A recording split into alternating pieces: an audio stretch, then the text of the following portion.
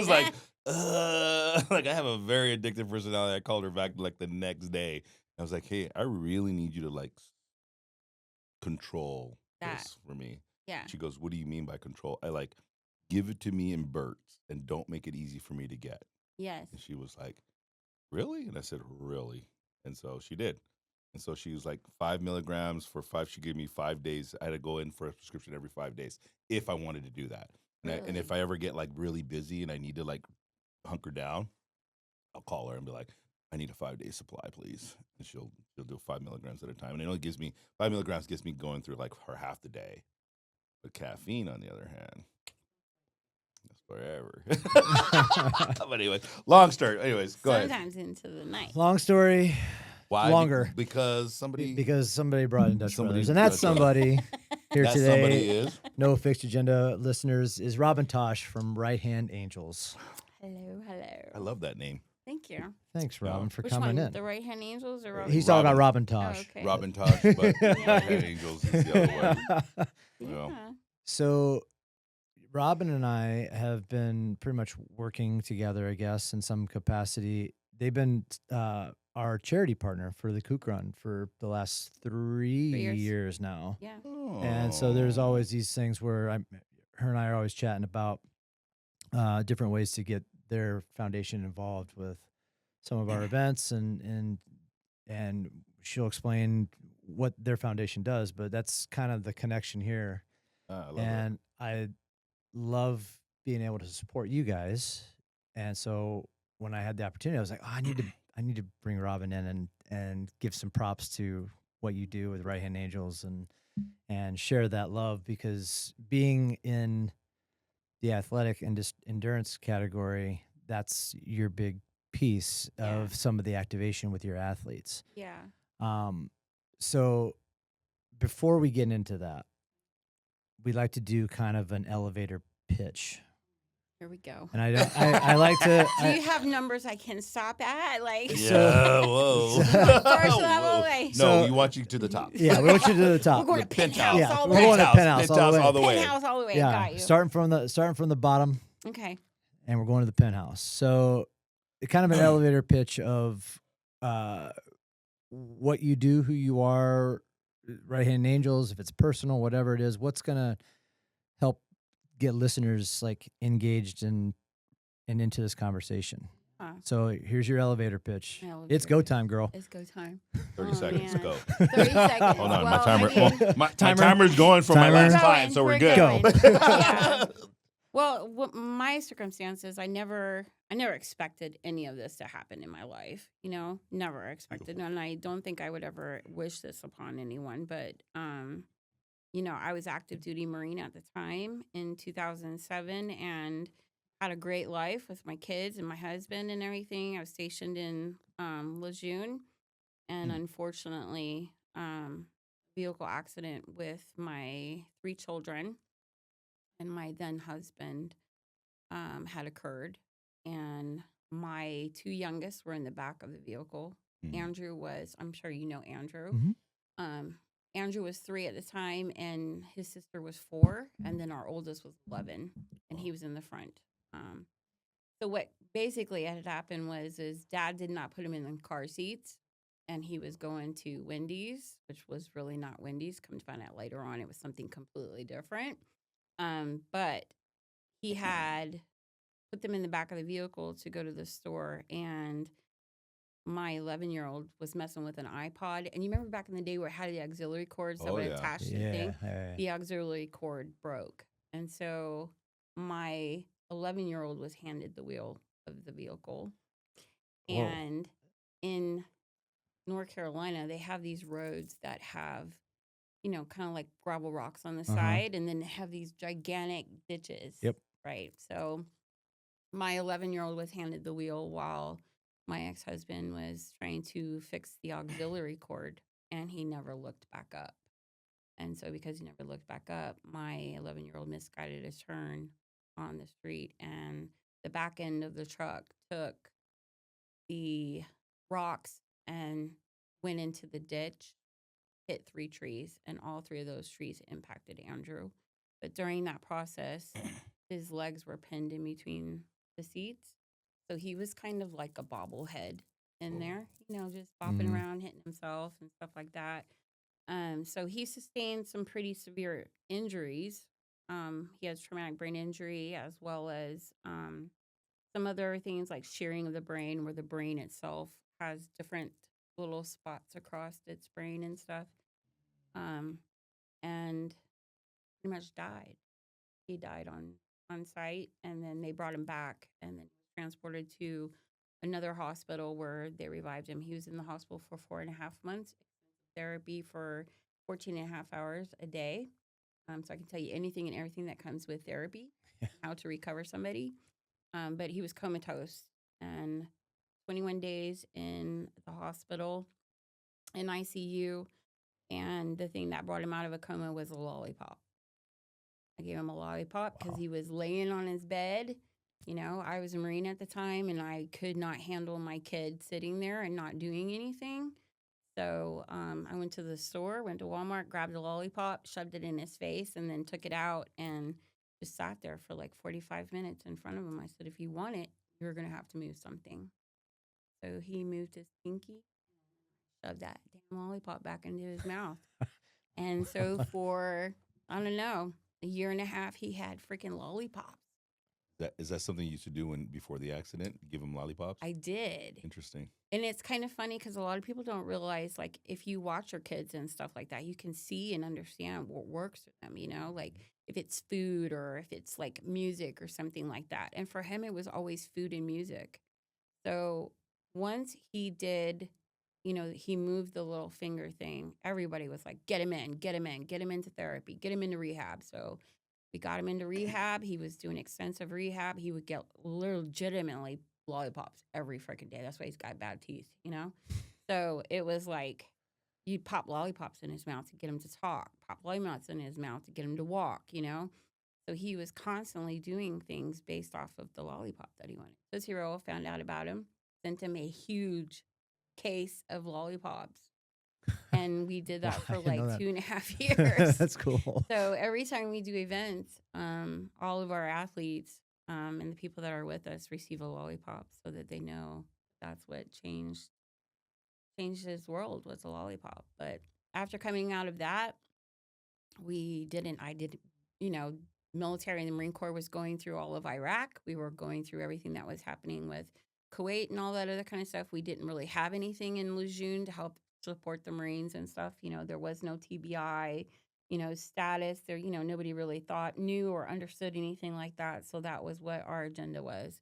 What is TBI? TBI is traumatic brain injury. Okay. So anybody that was dealing with traumatic brain injuries or PTSD, post-traumatic stress disorder, stuff like that, they didn't really have anything to help support that when the warrior system was still in the process of, coming about Yeah. and doing all that stuff. So Lejeune was really kind of, trying to really work on making all of that stuff happen for our Marines and the family. And when I got back, we didn't have anything. There were no support groups. So I said, fuck it, we're going to start it ourselves. So that's what we did. We started a support group and then kind of blossomed from there. And then in 2015, we left Lejeune, came out here to California, and I worked with another nonprofit. And then in 2022, my grandmother died, left a whole bunch of money, and I was like, I don't want any part of it. So took the money and officially created Right Hand Angels to help support anybody and everybody that has any type of disability. Doesn't matter if they're a veteran, doesn't matter if they have a little 2-year-old. We just want to make sure that we're helping and getting the support out to the families that need the support when they need it and how they need it. So Any disability. any disability, doesn't matter. Oldest man we've had was 78 years old. He just passed away, retired Marine. He just passed away of Alzheimer's. And the youngest we have is 6 weeks old, and they have speech, obviously they think it's autism, but you can see that there's things that are happening with that child, that their developmental skills are not growing and stuff like that. So we don't care about gender. We don't care about race. We don't care about anything. All we care about is just making sure people are getting support and help that they need. Yeah. So Wow. Well, that's a record. Sorry, was that close? That was a A long elevator pitch. Sorry. But that's okay. We It's- rode up and down the Empire State I think Building. we went, Were we close? I think we went up to the penthouse, Came back down halfway thumb, and then went back like one floor up, and then went back I up mean, again. I own the hotel. Exactly. I'm owning the hotel. It's right all now. good. Well, Mhm. it's funny. Like I knew a little bit of the story. Yeah. You've shared it with me a little bit, but I didn't know to that extent that your ex-husband gave your 11-year-old son the wheel of a car Wow. to fix an auxiliary cord. Yeah. No. I mean, I could really blow your mind. Andy's not supposed to be here. Yeah, well, yeah. I mean, Yeah. knowing that and knowing Andy, it's like, oh my Well, God. Even like, before that, Andy was conceived with an IUD, so I wasn't supposed to have him. oh, wow. Yeah, I didn't know I was pregnant with him until I was 32 weeks pregnant. Wow. I had passed all of the military, physicals and everything else because I was doing a transition. I was doing an MOS change, which is a military occupation change in the military. I was coming from like food service into finances and stuff. Passed all of my physicals, exams, didn't show that I was pregnant or anything because obviously I had an IUD, and went to schools. And then when I got to schools, I got super sick. And then, that's when I found out I was pregnant. Wow. I was like, wait, what? They're like, yeah, the baby's great. And I'm like, what do you mean, babe? What? Excuse me. Like, And I they're wasn't ready. I don't even know what you're talking about. I wasn't ready. Yeah. So he was born with it in his hand. He had it in his hand and he'd play with it like a rattle. And they had even said beforehand they wanted to take him out, and they didn't know where it was going to be implanted or anything. They didn't know it was Right. going to be in his brain or anything like that. So, Wow. but yeah, he's not supposed to be here. Oh my Not supposed God. to be here. So much good that comes out of like tragic situations. Isn't it? Yeah. Right? I mean, you could take something so horrible like that, and that's Yeah. something that people didn't understand was how are you still doing this? And Yeah. you know what, if I didn't do what is not supposed to be expected of, like if I did what's expected of you to just give up, Or be victim. yeah, or be Yeah. a victim to the situation, we would never be where we're at today. This kid would never be trying to hook up with some chick, he would never be. This is- And why you put his business out there? Yeah, No. no. This is Mom, come on. This is awesome though. Yeah. Like Robin and I were having this conversation before you rolled in because I was asking how Andy was doing, and she's like, he's down at the beach right now, trying to hook up with chicks. Trying to hook up with chicks. How old is He's Oh, 22. Oh, 22. Yeah, he was hell 3 yeah. when the accident happened. Yeah, Wow. and it's just funny and Let him do him, dude. Let him do him. Yeah, It's- hey, YOLO. Yeah, literally. YOLO. Yeah. This kid says, I want, and that's what we do. And I think that's one of the things that's really great about this organization and this family, because we don't really look at it as an organization. We look at it as a family. If somebody wants to do something, why limit them on that capacity just because they have a disability, Mm. I mean, this is a kid that's got a rod completely through his back. He's had over 37 surgeries just to kind of correct what can be corrected. And he's like, I want to skydive. I'm like, let's go, So we're taking him to like iFly, prep. Not in that, but we're working on it, I want to go skydiving. All right, let's just take him over to the ocean side. Yeah, I mean, he says he wants Put to him in a go. plane. Let's Put him in a go. plane. Let's go. He push says him he out. wants to surf or something like that. We're all for it. Why limit their abilities to be able 100%. to do? I mean, he has a life just like anybody else. He has needs and wants just like anyone else. Yeah. So this is kind of a good transition in the fact of what Right Hand Angels does, because you do a lot of this getting inclusion. Yeah. Is the biggest thing, as we've said. Like age, race, gender, whatever it is, right? Yeah. So athletic aspect is a huge part of that. Like, what was when you were getting Right Hand Angels started? Was that kind of a mentality of like keeping them active in that sense, and that's where it became? And then I guess, what were some of the groups that you were looking at that were like, oh, these guys are doing this? Like, and I said you said the Warrior Foundation, Yeah. right? Challenge Athletes Foundation is here in Yeah, town, right? Craft, And yeah. And so, are those some of the groups that you would look at to kind of help build and mold what you are trying to do? Yeah, so one of the big things that I thought to myself is I didn't want to have just one particular thing that we're doing. A lot of organizations will do just one thing. Mm. They might just do only running or only skydiving or only surfing, Right. that kind of thing. What I wanted to do is I wanted to bring in the athletic side of everything, down to like, let's go surfing, let's go fishing, let's go hunting, let's go do whatever it is that these adults and children want to do. But what I really wanted to focus on when I was looking at some of these other organizations and foundations is what what makes them thrive. What is the spiritual thing that brings them in to really succeed? What is keeping the smiles on their faces and keeping them active in their community and stuff like that? Because one of the things that you see with like different organizations is, like I said, they will only do one thing and then that's it. They're done for the day. They Yes. don't really move on to anything Yeah. else. Um, they're not really pushing them to exist. So we have programs like a Couch to 5K. We have a Couch to 5K Mhm. that we do with our athletes. Our athletes have each week, they have certain things that they have to do, whether they're, physically disabled or whatever. We give them goals and things that they can do at home to thrive to get to the spot where they want to be. So if they want to be a pusher in the long run, and then end up pushing one of the chariots behind them instead of being the person that's in the Yeah. chair, we're getting them to that Okay. momentum to kind of, like you can do that. It Mm. might just be in a different way. Mm. Of course, we're not going to start you off in a half marathon. Mhm. You're not going to do that yet. We're going to get you in like a simple, like little 1K, that Yeah. kind of thing. Annie does the same thing every day. He goes for a walk. So he's working on your fun run right now. So every day he gets up, he goes and he does his walk. And, he's got distances and stuff like Yeah. that. And then, we thrive to get them to push and continue to find the direction of movement that makes them feel whole as an individual, Mm. because a lot of times being on the sidelines when they're sitting there and just watching other people do it, they don't have that opportunity. Mm. So I think that's one of the things that I try to pick out of each individual organization Yeah. is what is this, organization doing that's amazing? Okay, I really like how that is. Life Rolls On goes out and has 500 to 600, volunteers, and they are just super freaking motivated before they go surfing. That would be amazing to have in our nonprofit, Yeah.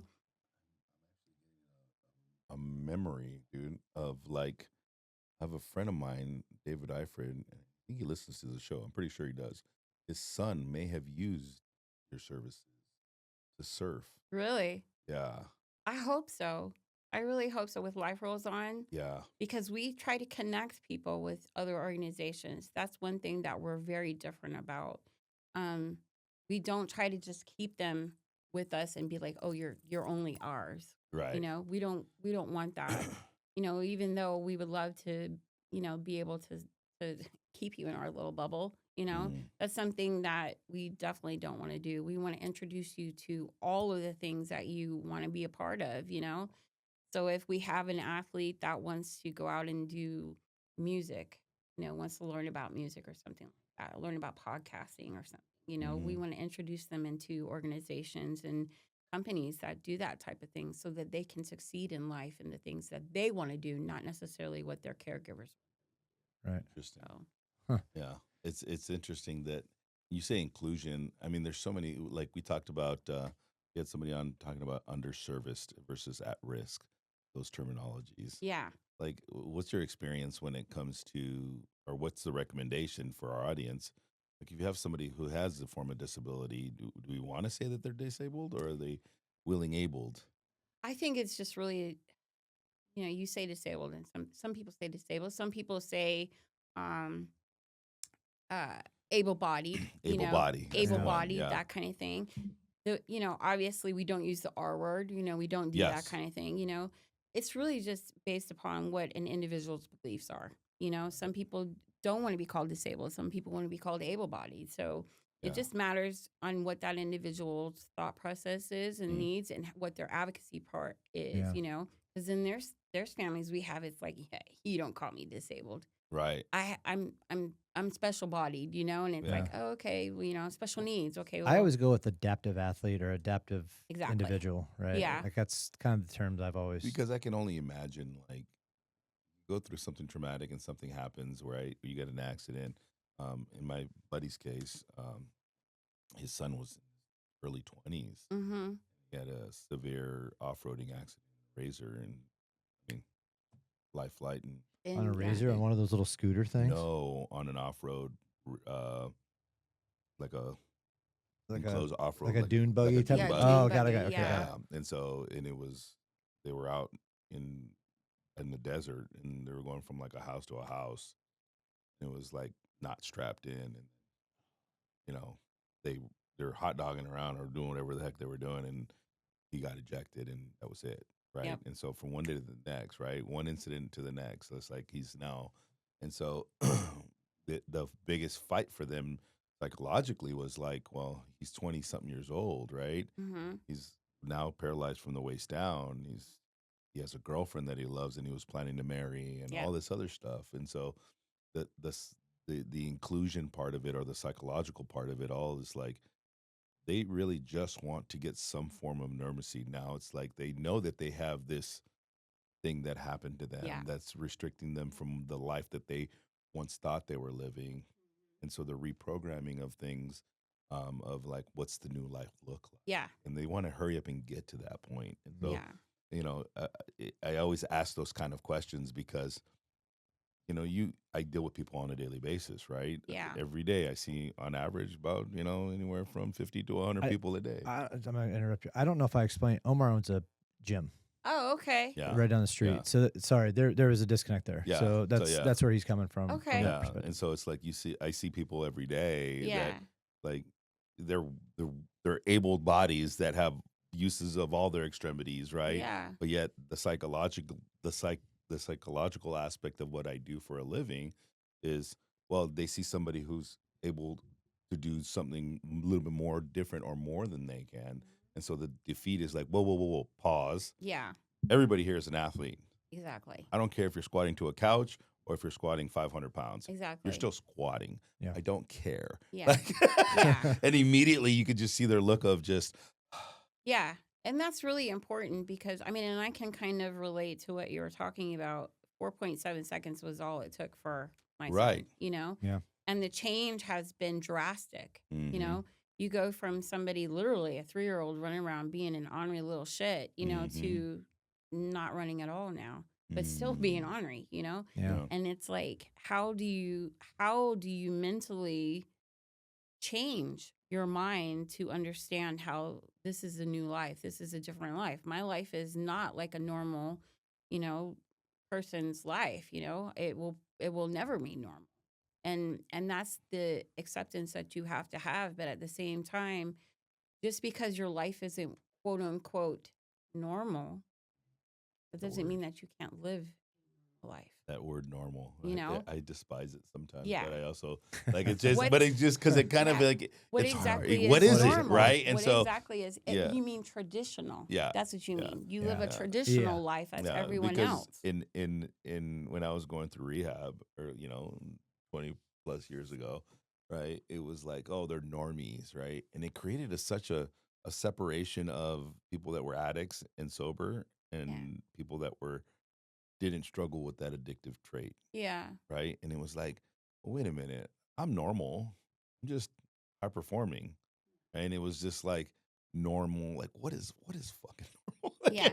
everybody's form of normal is so different, Right. right? Yeah. And it's all about the perspective of things, right? And so I like to inquire about these kind of things because at the end of the day, we're all just human beings, right? We're just trying to get through life and trying to make make whatever tools that we're gifted with and that we have left to us, or that God given us, right? That God provided us, and going, oh well, you know, I'm gonna try to get to as normal routine as routine. possible that looks like this, Yeah. right? One of my biggest early on mentors as a child, you know, I didn't grow up with a dad, so I was always looking for a father figure. Yeah. And, everywhere I looked, till this day, I still do the same thing. I try to like associate with guys that I can like really relate to and that I can kind of You relate with emulate. him? No, I'm Yeah, just I do. kidding. I do He somewhat, does. somewhat. I I'm- need I- you. Sometimes not. I'm his father figure. There you go. There you go. Daddy. Right. And so like I still do that. It was a defense mechanism that I figured out, that I determined how I figured out early on, because I didn't have a dad. Yeah. Right. And so, but this guy, Frank, who was paraplegic, Oh, this guy. I've heard this story. yeah, I just, he's one of the very first men that I ever looked up to. Right. And he was a star football player, getting ready to go to college, dove into the shallow end of a beach pool, like into a pool, into the water, Yeah. and Done. done. Yep. Right. So Could not had the uses of just his right finger, Mm-hmm. his right hand, and that was the finger that he used to kind of get around. But it never stopped him. Yep.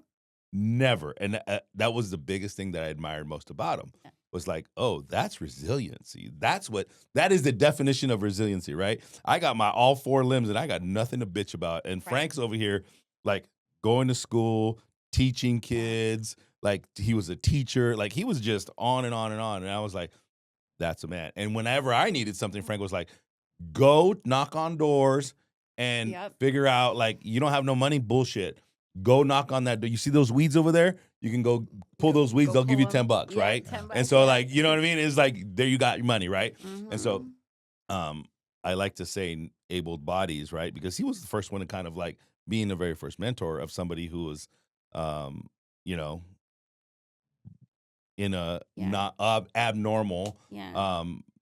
ability, right? And he was like, "No, I'm totally normal." He put ramps everywhere. This is back in freaking early '90s. Yeah. Like the technology and the shit that they have now, like It's elevators crazy. into the damn like It's van. crazy. He literally had a wooden ramp on a van, bro. Yeah. man. That's it. And he would go Ingenuity up. is Yeah, what it is. yeah, It's yeah. And he ingenuity. had somebody come in and like bathe him and help him with all that stuff. But he lived by himself. Yeah. Oh. Like, that was pretty cool. So I just like to hear those kind of things. That's the important part Yeah. is allowing them to have the independence.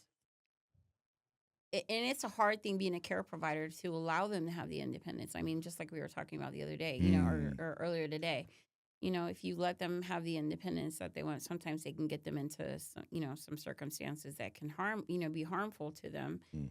But, you want them to have the ability to realize that they do have independence, and just because they have issues or concerns, both physically and or mentally, doesn't mean that they need to be limited. And the other thing is a lot of times when you're a care provider, you feel like you're so enclosed. It's only me that's going through this. And it's tough. I mean, it's been tough. I have PTSD from being a Marine and stuff like that. So I have my own physical mental issues. But then I might be having a real shit day, like you were saying. I might be having a real shit day, and I'm just like, I don't want to do any of this. I don't want to wipe your ass today. I don't want to stick this where it's supposed to go so that you can go to the bathroom. I don't want to do that today. But then you turn around and you see them, and he's just like, in a nutshell, hey, play our song, which is Good Day by Nappy Roots. Every fucking morning we are playing that song, and it's At least it's a good it's song, a no? good song, I mean, and he's like, play our song, or he'll start singing to me, and I'm like, what am I even bitching about? I'm sitting here going through this life. And it's gotten to a point now where I realize I don't live my life for myself anymore. I live my life for him and the people my family that's involved in right-handed. If they call me at 2:00 in the morning and they're like, I need help, you bet your ass I'm there. I don't care where you're at. I'll fly out to come get you, but it's realizing that you're not alone in this situation, or the circumstances that you're dealing with. And no matter what it is, there are ways for you to be able to receive the guidance and support that you need, So like somebody who has PTSD or ADHD or OCD or, even something like Gover's disease, there's always a way to be able to find the support system that's, there to help you through that situation. And I think that's one of the things that I've really strived to do for them is not only be able to be a physical aspect for them, getting them into the athletes, getting the athletes involved in, curricular activities or something like that. But I really strive to get them the support financially as well as emotionally and physically.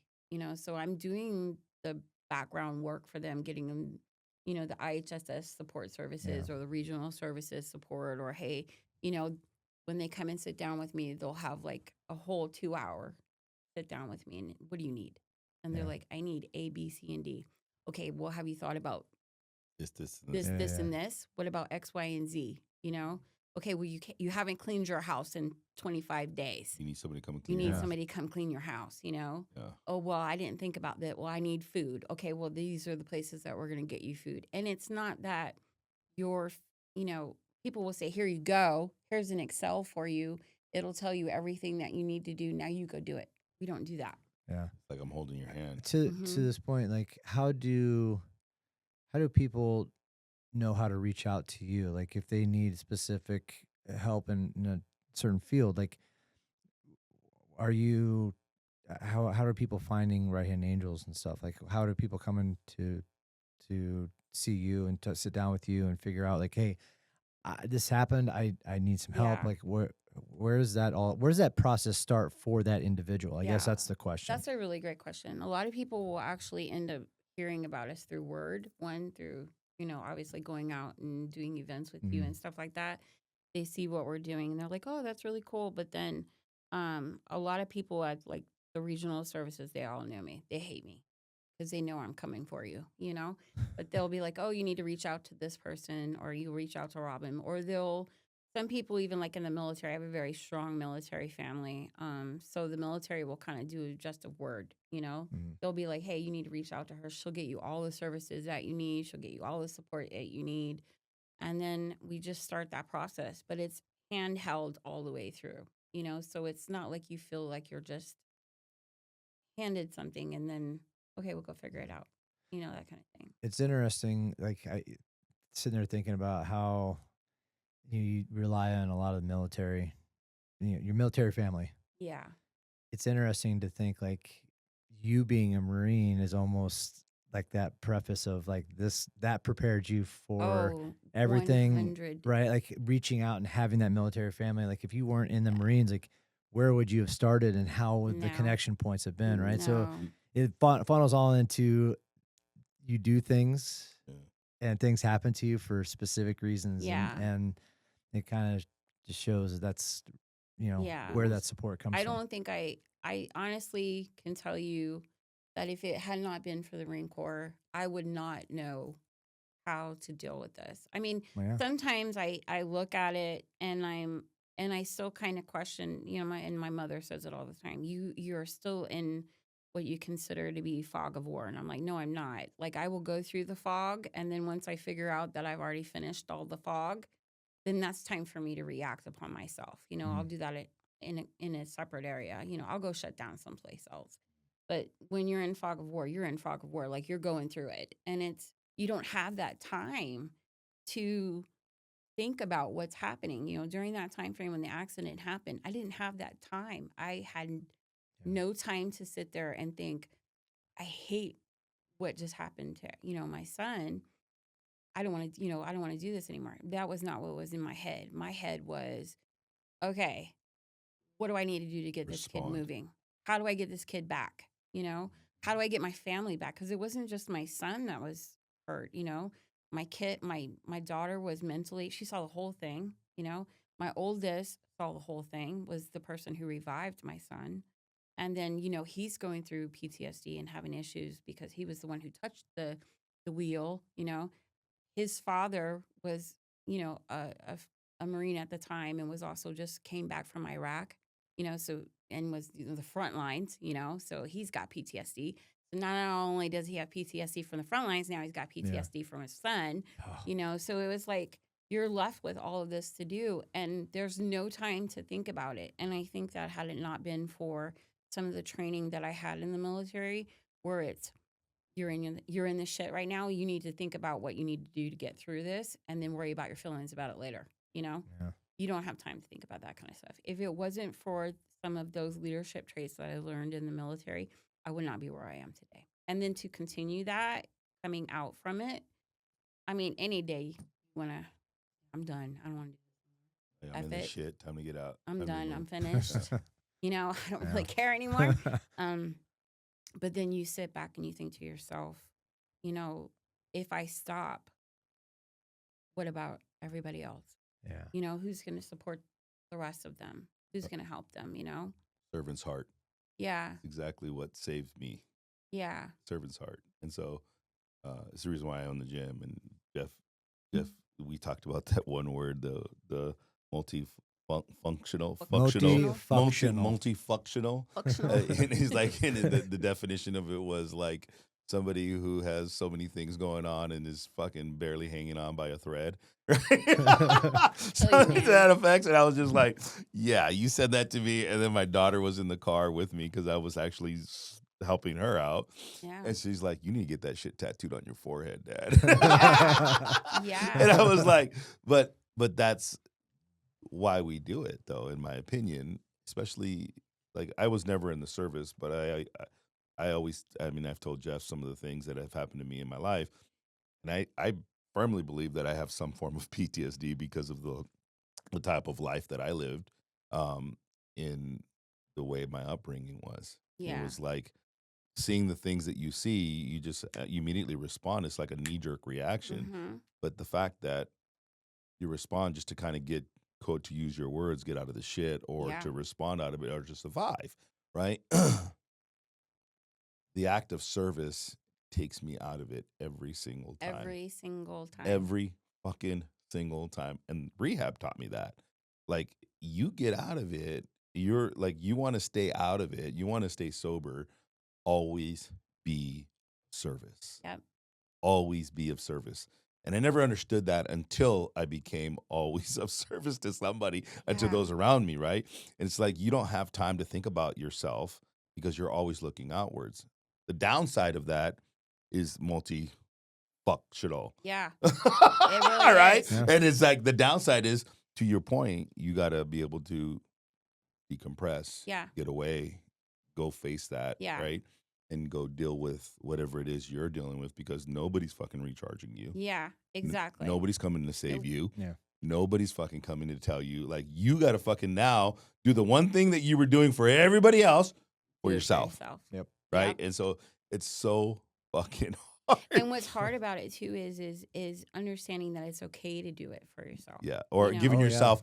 yourself the grace to be able to do Yeah. that. Yes. Or Yes. even just not even just the grace, but even the time, the grace, and then understanding that, if you're not helping that next person because you're trying to help yourself in that Mm. moment, realizing that there's a reason why you're there to help yourself first, Mm. is maybe that next encounter is going to be the top. It's going to send you off the edge. Yeah.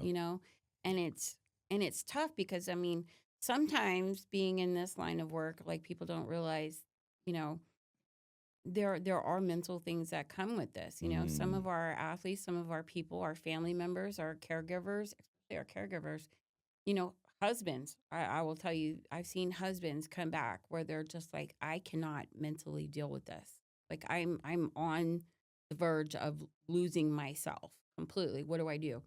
And it's, you realize, like, oh my God, like, this guy's really, like, he's talking about suicide. Like, he's really talking about ending his life because of this.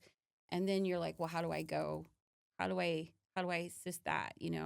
And so sometimes that training and walkthrough process of dealing with and assisting, not dealing, but assisting and being there for that person is really, really vital, because you don't know what that person's thinking, until you've really sat down with them to try to get them through what it is that they're dealing with. And then for you to individually have to go through that and then decompress.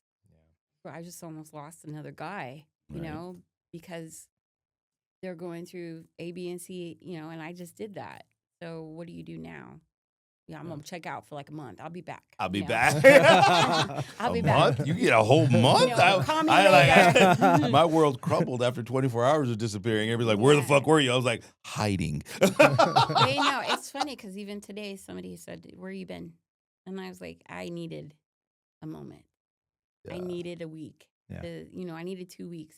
You kind of went ghost for a minute. You can tell. You can tell when people, if you're watching close enough, you can tell when people are having that moment, you know. Are you going to be the person that's going to reach out to them and be like, "Are you okay?" Yeah. You know? Yeah. What can I do for you? Yeah. I have a partner, not a partnership. It's a consulting company that I use to kind of help guide me in the business aspect of my gym. Yeah. And I love them to death, right? And I don't love them for the reasons that most gym you get a consultant to do something like it's the who that's going to help you get to like a place of management. Yeah. I love him to death because at the end of the day, he was like, look, everybody around you understands. He reminds me of things like what I'm about to tell you. Everybody around you in your space, whether that be your gym or your home, knows when you're about to fucking snap. Yeah. You can sit there and lie all you fucking want Mhm. and fake it like all you want. Your closest friends are going to be the first ones that kind of tell you, dude, Yeah. right?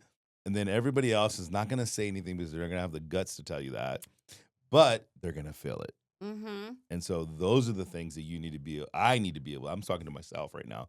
Like I need to be able to do, even to be having a heart of service, to be able to go, oh, I need to stop. Right. And sometimes, as you are aware, you don't get to do that. Yeah. You don't. Like you think about it from the first time you got in the accident, right? Yeah. Like there was no stopping. Nope. There was no stopping. There's no freaking way on God's green earth that you could like sit down and go, I'm good now. I'm good.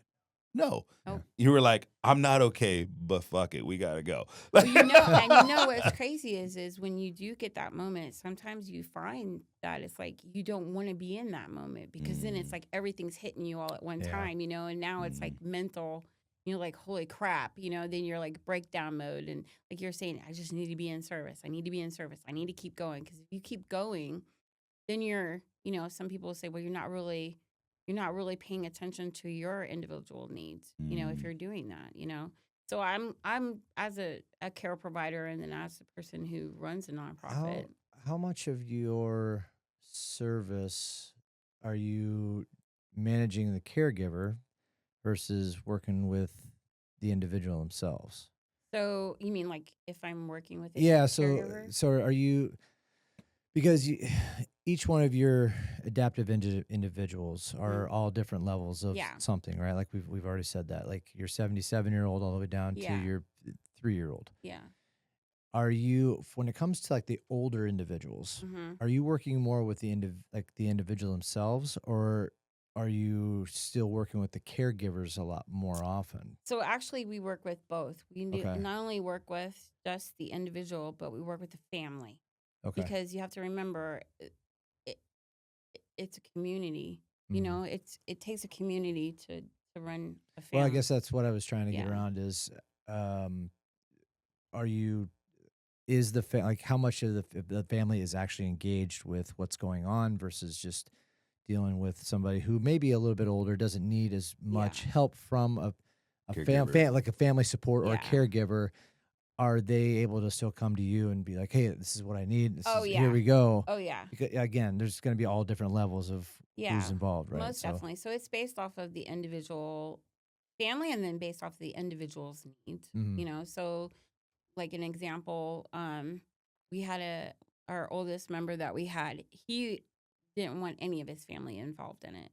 He wanted to do it all himself. So we were like, okay, that's great. You know, we'll obviously work with you. Right mind, sound. Yeah, like, you know, sound mind was good, happy. I'm rolling. I don't want them doing nothing for me. And I'm like, okay, cool. You know, but then you would hear from the family members like, he's gonna tell you this.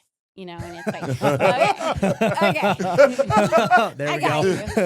So He's gonna say he can do that, but he can't. He can't do that. Like, he ain't doing that. Yeah. And we're like, oh, okay, that makes sense. You know. So then, I mean, when we initially started, it's usually 9 times out of 10, it's the individual that needs the support that we work with. Unless they're, you know, if they're an older family member, then, you know, we work with them individually. But if it ends up that, we see that the family needs support as well. Because I mean, I can give you an example. Let's say if the kids are dealing with something because dad's paralyzed now, how do I deal with that? You know what I'm There saying? you go. Because now the kids are getting backlash or something, or mom doesn't know, like, mom doesn't know, am I still allowed to have sex with them? Like, that kind of stuff. Like, okay, well, what are your concerns? We kind of talk to them individually, but if it's an individual that doesn't really want the family to be involved in it and they're just looking for support themselves, then we try to, obviously protect their rights and make sure that they're getting the things that they need. And then 9 times out of 10, the caregiver will, yeah, this is what I need. Can you help me? Yeah. And I'm like, yeah, absolutely. So it just really depends on the situation of what the family needs as a whole, and how deep it is. Yeah. How deep are we into this? Right. Yeah. Are we needing additional support to come in? Do we need an actual caregiver to come in and help support the caregiver that's in there? Yeah. Because those are options that are available to them. I have a caregiver that, God, not have her, I would lose my mind. So she comes in during the time frame, and that gives me the opportunity to decompress for a moment Yeah. Take a and do the break. things I need. Yeah, I see that like in the older. I mean, my grandmother passed when she was 99, and so my aunt was the one, her primary caregiver. Yeah. And so she was like, I just need. That was the biggest complaint. It's like I can take care of her. I got her, but Moment. I need a fucking moment. Like Yeah. I need to, like I need need you to come here Yeah. and Step sit away. here for a Yeah. week or two or a day or Yeah. two and just Or give even me a a few moment to step hours. away, Yeah, right? And even a so few yeah, hours. Yeah. And that's the thing that a lot of people are just now finding out is that there are services available to them, that care providers can bring in additional care providers that can support their family while that particular care provider goes and has that time, like goes to the gym or goes and does whatever, gets their nails done, whatever, or even if I have a male care provider right now that is transitioning from doing absolutely nothing, has no idea how to do it, to now transitioning and taking care of not only his brother, but also his mother at the same time. Oof. And it's like, wow, bro, like, what do you need? Yeah. Yeah. Like there's Yeah. the fire. So would it be safe to say that Right Hand Angels comes in and goes into the home? If that's what's needed. Right. If they want me to come to the home and they're more settled and more comfortable with me coming into the home and being a part of that and visually seeing what's happening, then we have the ability to do that. If you're more comfortable just being on the phone with me and talking to me about it and telling me what you need, or if you just want to text or, whatever, however you feel comfortable with that situation, we have no issues with that. We've gotten so in depth in things where I've had a woman come in, and at one point in time, she was like, this is what I'm dealing with. My house is like this. What do I do? I have an autistic child. I don't know how to deal with this. And I'm like, okay, well, ABA is which is a service for autistic children, for behavioral services, was not really helping them support what some of the physical needs were of that child. They're no different than anybody else, Yeah. but they have physical needs. And when they're nonverbal and they can't talk about it, they need to have an out, or they need to have a safe space to do that. So we'll go in and create safe spaces, kind of like this, where this would be considered a safe space because of the lighting and, some of the stuff that you have on the walls and stuff like that. We'll go in there and create that for them. Wow. And they'll be like, oh my God, you're wonderful. We love you. Thank you so much. Can you come play? And I'm Can like, you come and play? Yeah. So, How much? Sorry. Go, you good. How much? Because this is interesting to me. I guess I didn't really know you guys worked with autistic individuals as well. So, how much of your individuals are more physical versus more of the autistic mental side of things? Are you seeing? Because I don't know. Now you kind of see more and more people coming out as on the spectrum, or kids coming out on the spectrum. So are you seeing a little bit more of that? I as am well? definitely seeing more autistic families coming about. I think because now it is being, what's the right word I want to say? It's being accepted into the community. Yeah, You I know, would agree. and so many communities now, you can, like, prime example, you can go down to a Padres game and tell them that you have an autistic child and they will accommodate. Oh They shit, have really? rooms. What? Yeah, they Oh, that's have cool. rooms that are accommodating That are not to as stimulating. that are not as stimulating, and you Oh, can still wow. watch the football game or the baseball game. You know, Wow. same thing with like SoFi. SoFi also has autistic rooms and stuff like that. The Damn. Angels Stadium has one. We're affiliated with the Anaheim Angels. Angels Stadium will actually place you when you watch a baseball game. They'll put you in a certain area that they know it's non-stimulating. It's very supportive in that area, and then you can still watch the game. The kids can run, you know, that kind of thing. So it just depends on, you know, Kind of cool. there's Yeah, I more had no there's idea. more Wild. things that are coming out about autism that are really, you know, they're working to be more adaptive in helping and assisting not only the children but also the adults, because a lot of times people are not realizing that adults back in the day had autism. Oh yeah, and we just 100%. never really talked about it. Yeah, you there know? was so many things that people Yeah. that they know now. Yeah. Like we just talked about ADHD, we're talking about autism Yeah. right now. Like all these things, like, oh my gosh. I'm like, you start looking around, the people that were labeled as weirdos. Weirdos. Yeah. Right? And I'm like, they're not They're Or not. the loners in The high school. loners, or right, Didn't or- really They want really to talk. like, talk. Didn't really talk to oh, anybody. he's a freak. He's a freak Yeah. because Right, he's not those are like talking all anybody. those Yeah. words that they It's used to interesting, use yeah. back in the day. Yep. Now they're like, Yeah.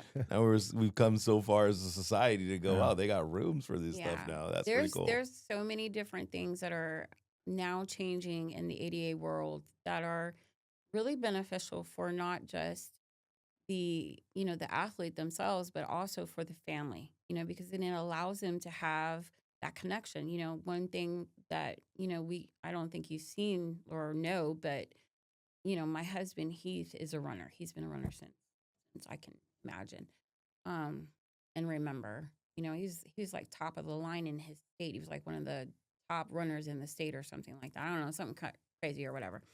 There wasn't really a connection or a way for my husband to be able to do things with our son because, you know, our son was physically disabled. You know, throwing a football is great, but when he can't catch it, Mm-hmm. you know, then what, you know?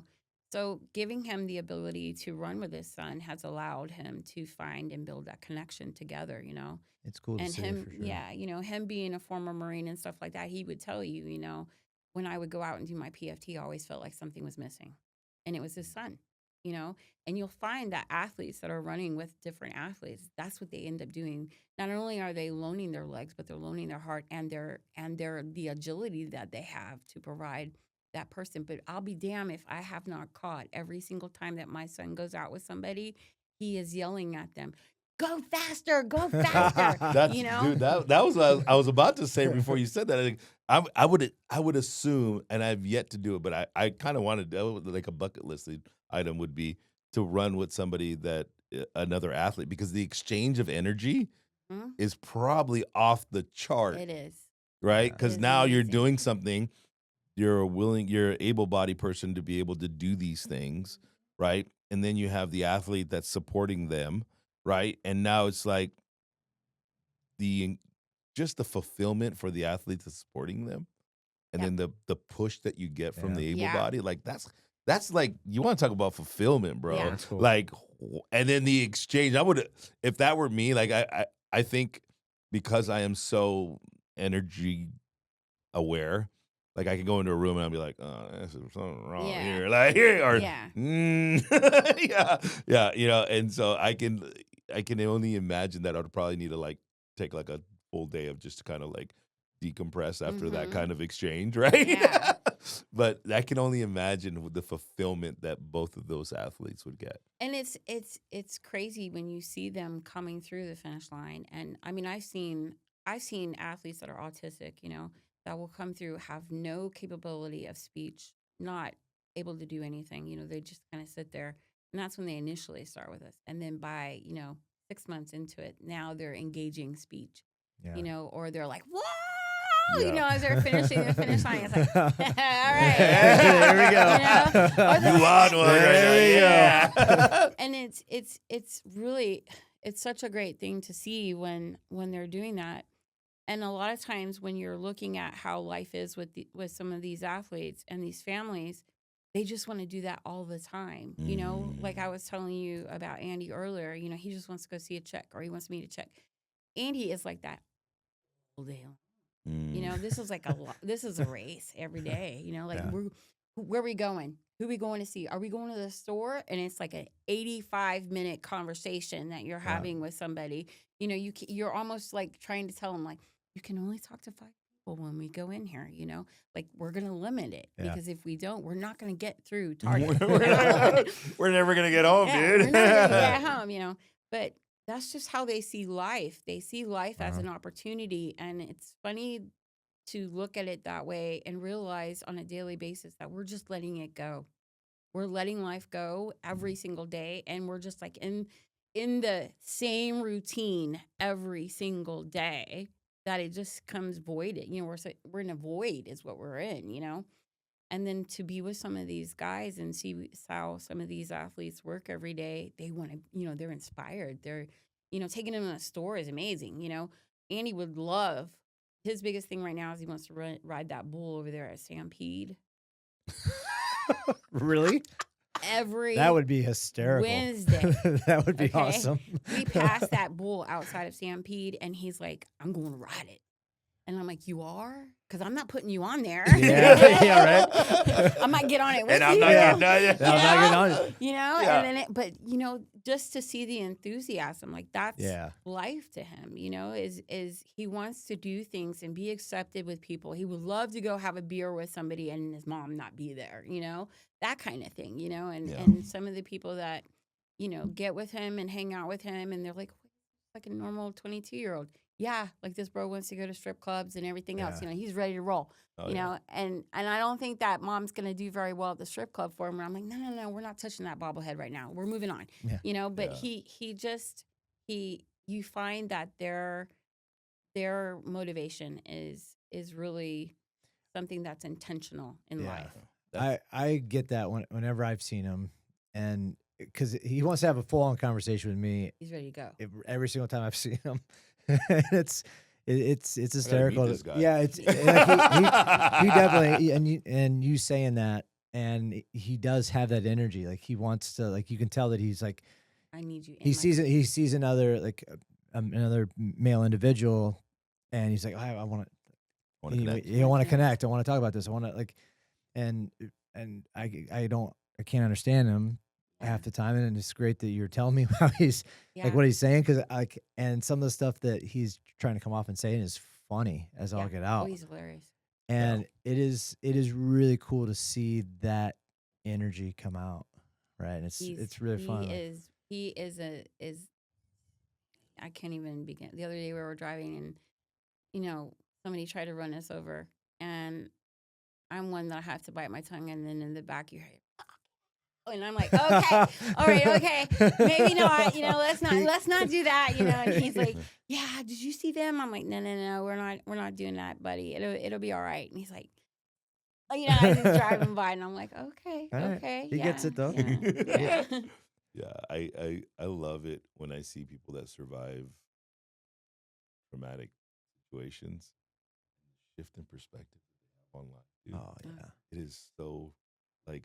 That's the one thing that I revert to when people come to me that have like heavy loads. Yeah. I'm like, hey, you got 4 legs, 2 arms. You got 2 legs, 2 arms, and if you have 4 legs, you got a problem. Yeah. You got 2 legs, 2 arms, 2 sets of eyes. You got air in your lungs. You're able to do things. Shit a little hard. Fuck yeah, but you still can do it. Like you can. And it's funny because I use that for people that are like, I don't know if I can do like a high rocks, or I can do this, or I can do something hard or difficult. And I'm like, yeah.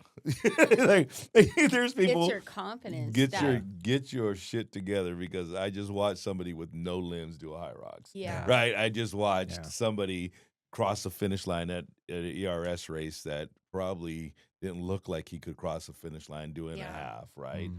And so like those are the things that I think of a perspective shift and the fulfillment that you get from doing what you do. That is so powerful, dude. Yeah.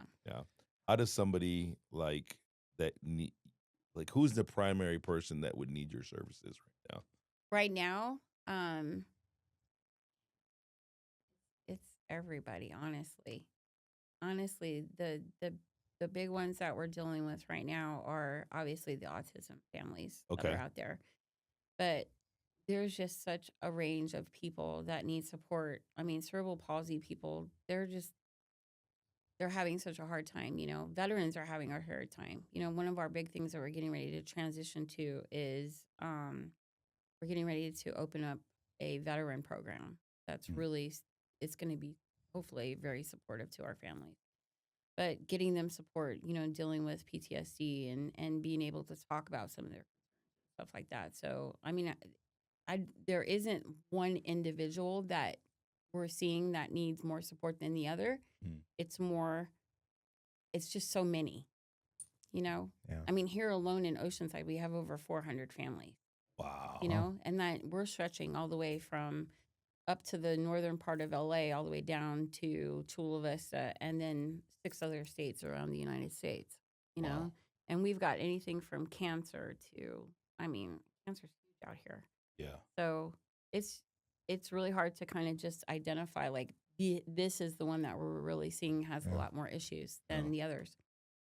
But those connections that you build and the people that we're connecting with, we're able to find that support that they need individually, which is really the biggest parts that they need. So it's hard to say. Yeah. It's really hard to say. How can people connect with you? Find you. Like, how do they find you? They can find me on the website, www.righthandangels.org.